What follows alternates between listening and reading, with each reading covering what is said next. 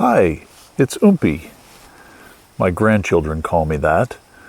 And in this series of videos, I want to share with you a book that I really enjoy, and I'm going to read it aloud. It's called The Fairy Caravan by Beatrix Potter.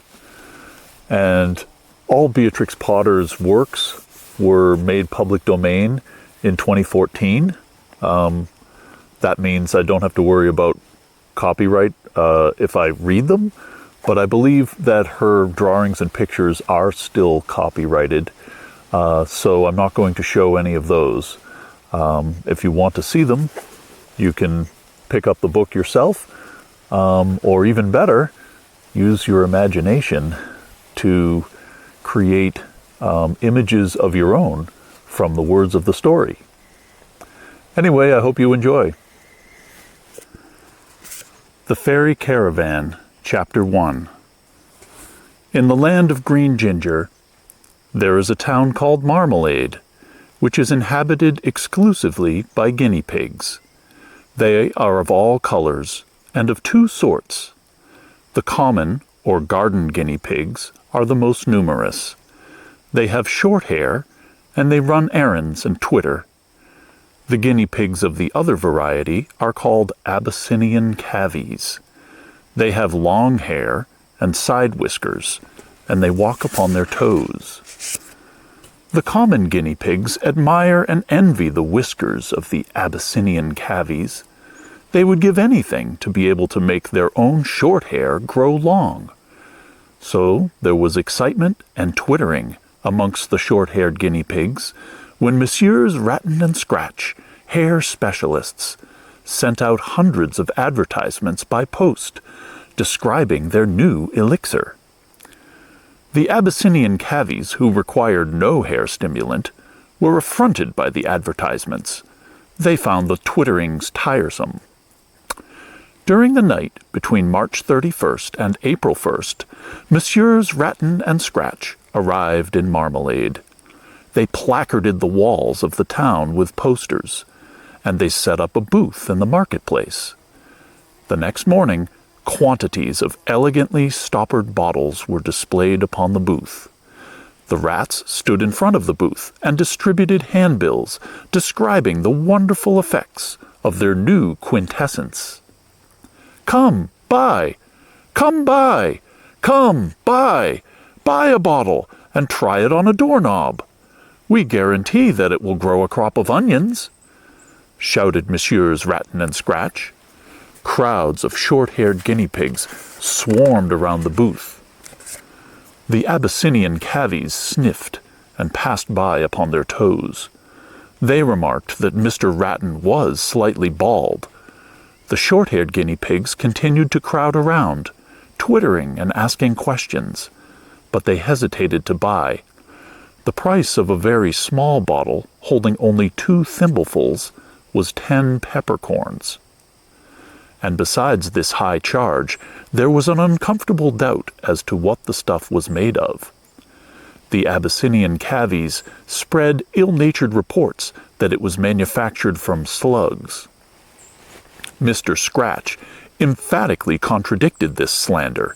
He asserted that it was distilled from the purest Arabian moonshine.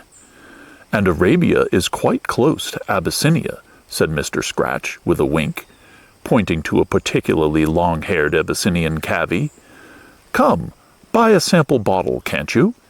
Listen to these testimonials from our grateful customers, said Mr. Ratton. He proceeded to read aloud a number of letters.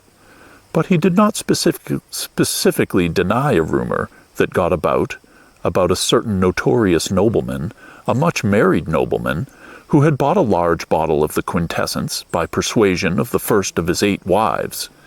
This nobleman, so the story ran, had used the hair stimulant with remarkable results.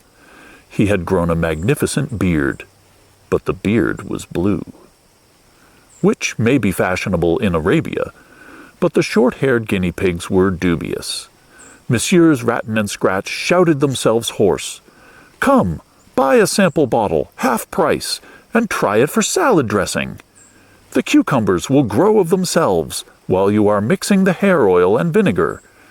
"Buy a sample bottle, can't you?" shouted Messrs. Ratton and Scratch.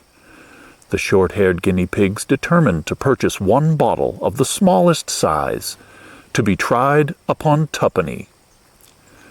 Tuppenny was a short-haired guinea pig of dilapidated appearance. He suffered from toothache and chilblains, and he never had much hair, not even of the shortest. It was thin and patchy. Whether this was the result of chilblains or of ill treatment is uncertain. He was an object, whatever the cause. Obviously, he was a suitable subject for experiment. His appearance can scarcely become worse, provided he does not turn blue, said his friend Henry P. Let us subscribe for a small bottle, and apply it as directed. So Henry P. and 9 other guinea pigs bought a bottle and ran in a twittering crowd towards Tuppenny's house. On the way, they overtook Tuppenny going home. They explained to him that out of sympathy they had subscribed for a bottle of moonshine to cure his toothache and chilblains, and that they would rub it on for him, as Mrs. Tuppenny was out. Tuppenny was too depressed to argue. He allowed himself to be led away. Henry P. and the 9 other guinea pigs poured the whole bottleful over Tuppenny and put him to bed. They wore gloves themselves while applying the quintessence. Tuppenny was quite willing to go to bed. He felt chilly and damp. Presently, Mrs. Tuppenny came in. She complained about the sheets. Henry P. and the other guinea pigs went away. After tea, they returned at 5:30. Mrs. Tuppenny said nothing had happened. The short-haired guinea pigs took a walk. They looked in again at 6. Mrs. Tuppenny was abusive. She said there was no change. At 6:30, they called again to inquire. Mrs. Tuppenny was still more abusive. She said Tuppenny was very hot. Next time they came, she said the patient was in a fever and felt as if he were growing a tail. She slammed the door in their faces and said she would not open it again for anybody. Henry P. and the other guinea pigs were perturbed. They betook themselves to the marketplace, where Messrs. Ratton and Scratch were still trying to sell bottles by lamplight, and they asked anxiously whether there was any risk of tails growing. Mr. Scratch burst into ribald laughter, and Mr. Ratton said, "No sort of tail, except pigtails on the head." During the night, Messrs. Ratton and Scratch packed up their booth and departed from the town of Marmalade. Next morning at daybreak, a crowd of guinea pigs collected on Tuppenny's doorstep. More and more arrived, until Mrs. Tuppenny came out with a scrubbing brush and a pail of water. In reply to inquiries from a respectful distance, she said that Tuppenny had had a disturbed night. Further she would not say, except that he was unable to keep on his nightcap. No more could be ascertained, until, providentially, Mrs. Tuppenny discovered that she had nothing for breakfast. She went out to buy a carrot.